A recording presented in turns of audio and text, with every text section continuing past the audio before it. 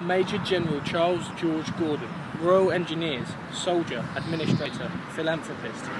Born at Woolwich, January 28, 1833. Slain at Khartoum, January 26, 1885. His last letter to his sister closed with the words, "I am quite happy, thank God, and like Lawrence, I have tried to do my duty." These are the words found in the memorial to General Gordon, found here in Queen's Park, Southampton. When he died in 1885, he was mourned across Britain, and in Southampton there are attempts to adopt him as a son of the city. This monument was erected to ensure that his legacy would live on. Gordon stayed here in the Rockstone House with his sisters in Southampton before he left Britain for what would be the last time. It was this link that would ultimately lead to his commemoration in the city. This plaque was placed here on the 100-year anniversary of his death and would highlight the everlasting link between the man and the city. Southampton had a strong imperial identity, which plays a role in explaining why the City Council attempted to claim Gordon, an Imperial hero, as a man of Southampton. But who was this man, General Charles Gordon, who was seemingly so linked with this city? General Charles Gordon was heralded as the perfect muscular Christian, a man who combined martial prowess with Christian devotion. He made his name as an imperial hero, leading the ever-victorious army in China against the Taiping Rebellion in the 1860s. There, he excelled himself and earned the respect of the British military establishment. Furthermore, following his Chinese Gordon interview conducted by W.T. Stead of the Pall Mall Gazette in 1884 in Southampton, he was a man very much thrust into the public conscience. Thus he became a household name in Britain and in the Empire. When he returned from China, he was chosen to represent British imperial interests in Sudan, serving as the Governor-General and battling the ever-present issue of slavery. This enhanced his already substantial reputation and highlighted his charitable ways.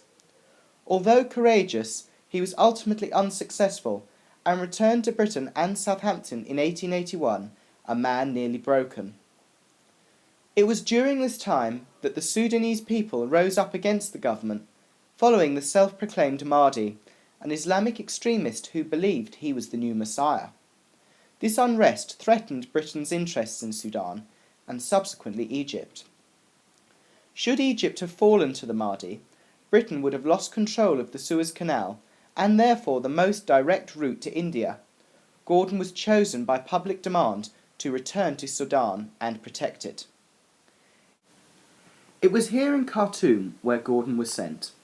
When the Mahdi's forces approached, he deliberately ignored Prime Minister Gladstone's order to retreat, and instead attempted to convert the Mahdi and his Islamic army. This failed, and possibly reflects the mind of a man who by this point was most likely insane. During this period, Gladstone was reluctant to send a relief force, and thus, in 1885, the Mahdi's forces overwhelmed the garrison at Khartoum, with Gladstone's force arriving 2 days later. Whilst the truth of the siege is lost to us, Gordon became elevated to the status of a martyr, and Gladstone was widely criticised by the public for his delayed action. Gordon's death led to him being mourned across the empire, no less than in the city of Southampton. He was memorialised through a mixture of statues, songs, poems, charitable foundations, and this famous George William Joy painting of General Gordon's last stand, depicting his last moments as he defended Khartoum. This commemoration of Gordon was not solely based in Southampton.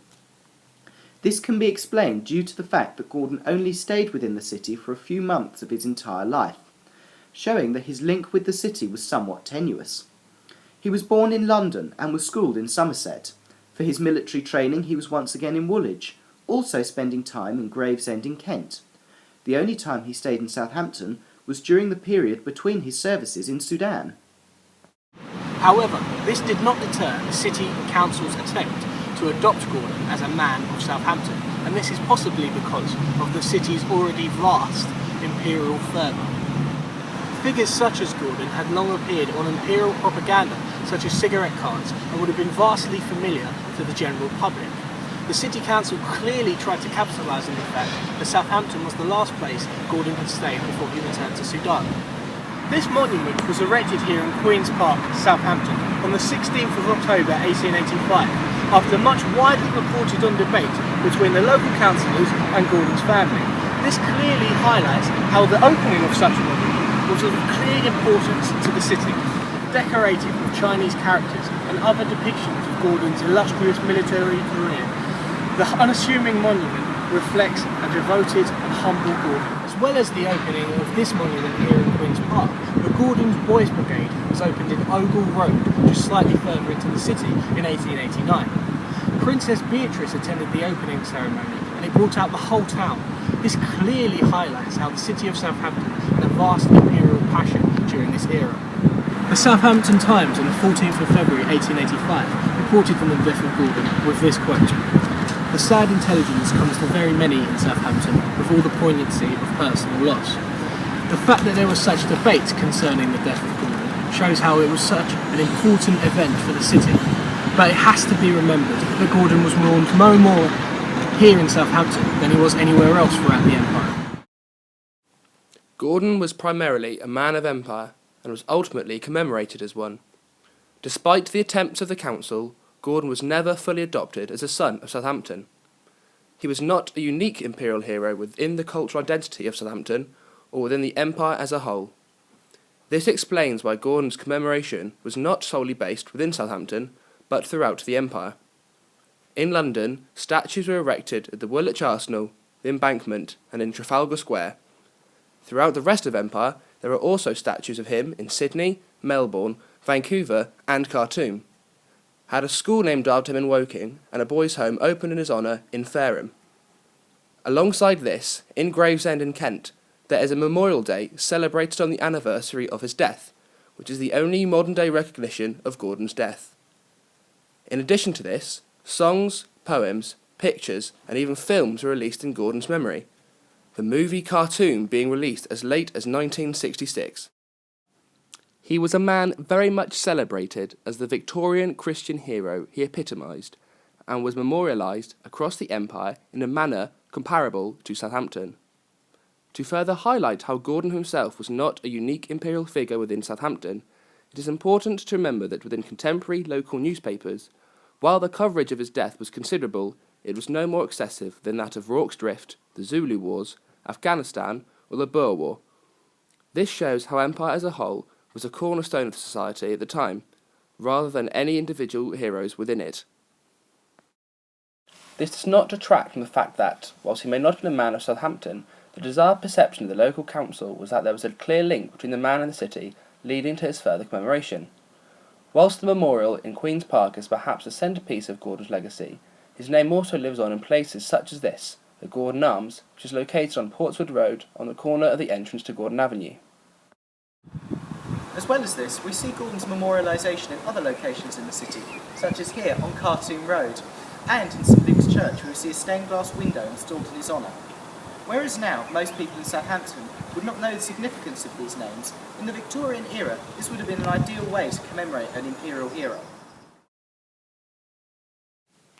It is important to remember that this area around the Gordon Arms is also extremely close to both Kitchener Road and Livingston Road, named after two other great men of empire, Herbert Kitchener and David Livingstone.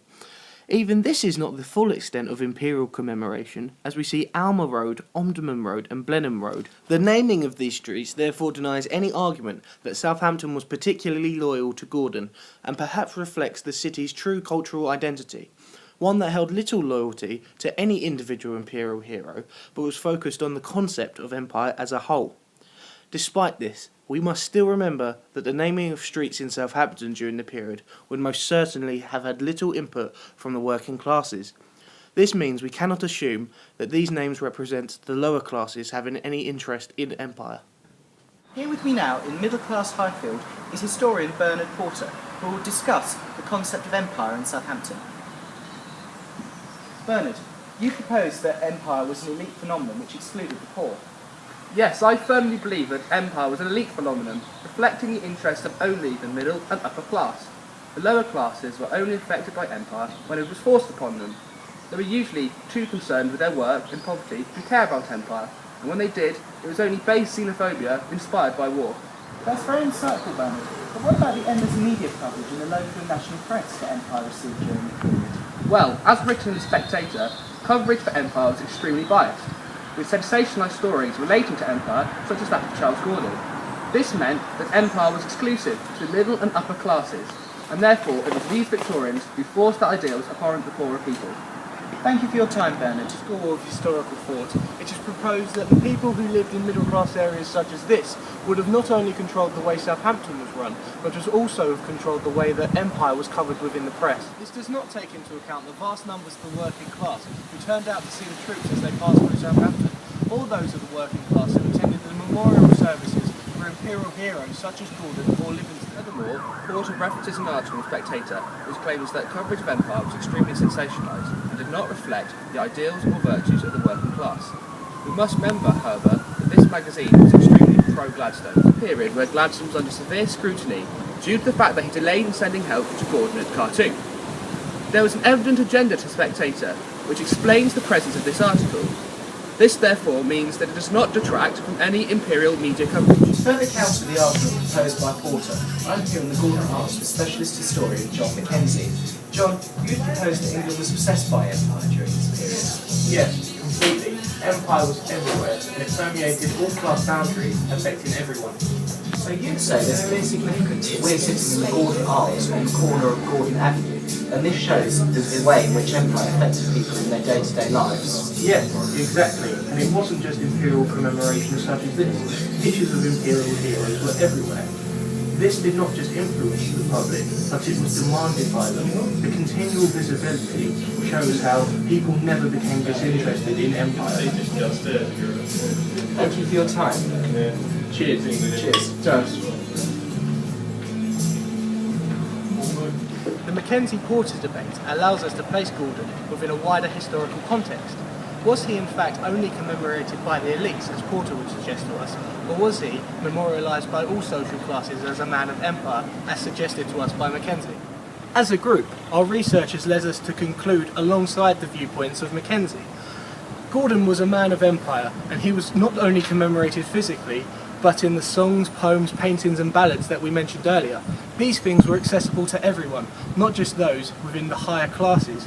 Alongside this, the fact that the people of Southampton took it upon themselves to line the streets, to wave off the troops as they embarked for war, shows that empire was something that permeated through all class boundaries.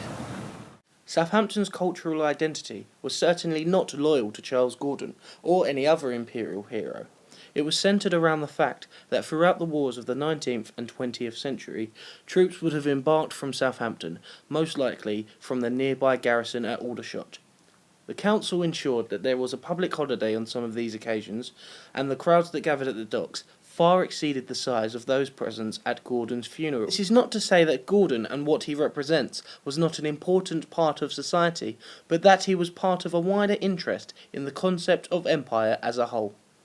The death of Gordon plunged the city of Southampton into a state of mourning.